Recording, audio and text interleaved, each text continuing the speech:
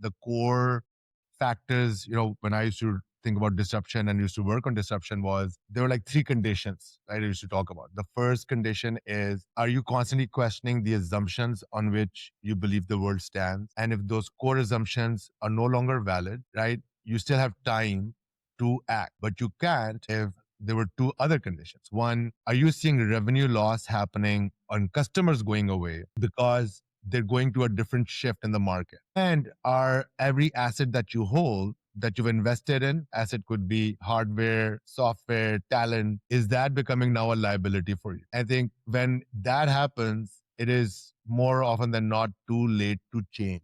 So not saying that large companies can't change, the bold ones actually question assumptions, figure out what's happening, and say, all right, we're going to quickly make a shift. It won't be quick, but there's ways to making a shift. Why large companies cannot, right? Because you have already people in roles. You've already set up investments for hardware. You already set up investments for software and talent. And in there, must bunch of approvals and processes and strategic planning has happened to say, this is where we're headed. Who actually stands up and says, well, whatever we pitched is no longer valid. Whatever I am owning is no longer valid. I think we need a shift in direction. In an environment, we're also hearing that, well, maybe my role is not relevant anymore. Doesn't matter what level I'm at. So there's this territorialism. If you think about psychology, there is, humans respond to when there's like a threat to their competency, threat to their affiliation, right, with others, and then threat to like connectedness with others, right? So you are already seeing that if AI is a threat to me, what I can deliver, on top of it, all the plans I laid out, and I built my own organizational strategy based on that. How am I going to go back to the CEO and the board and say, this does not work? In smaller companies, it is easier because they're still used to pivoting, right? They're nimble. That's why you're seeing in the larger companies, this narrative that we need to reduce bureaucracy, we need to get decision making, but they're already so entrenched in the way of working. It is very difficult to now steer the ship, even if like you're on a Titanic and the iceberg's there. So that's why it's difficult. Now, does that mean can they? They still can. But where I've seen historically is there is think of a concept of like a core and an edge, right?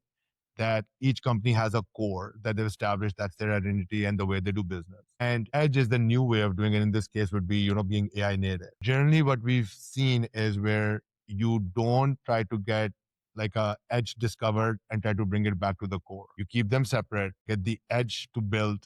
And once you realize that this is the new way of going, you bring the entire core to it to avoid the antibodies again. So right, there are examples where when Google did Moonshot, that's an example of an edge that they were funding to say, complete different way of working. Can we just rethink what the future would be that would even take us out? They did not manage it well. That's why they had a code red when AI came in and then Perplexity came in. You see acquisitions where, Meta or Facebook took over WhatsApp for a couple of years. They were kept separate. Think about Microsoft and LinkedIn. They were kept separate intentionally.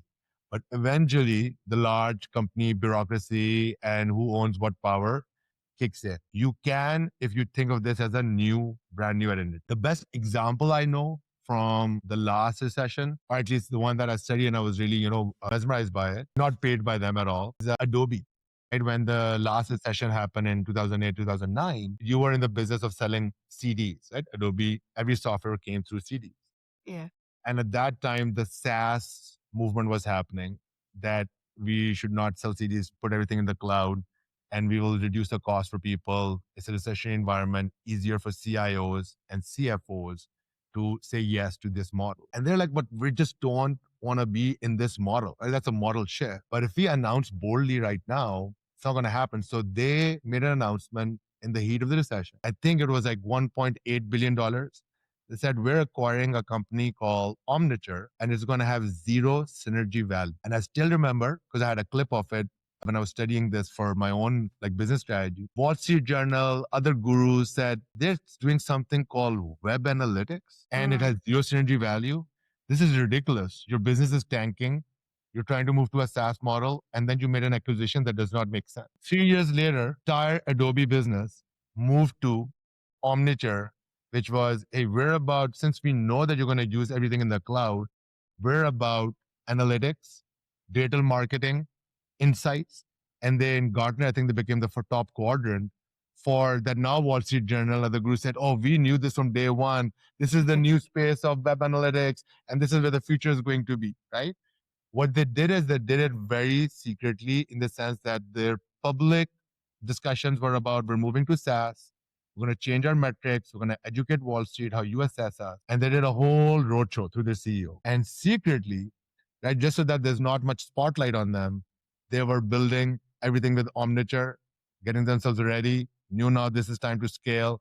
And then they shifted what their business was. It was no longer that SaaS. Like SaaS isn't our identity. It's a way of doing business. Our identity is now we don't just sell you software to create PDFs. We use our creative cloud, and in there we give you insights, analytics.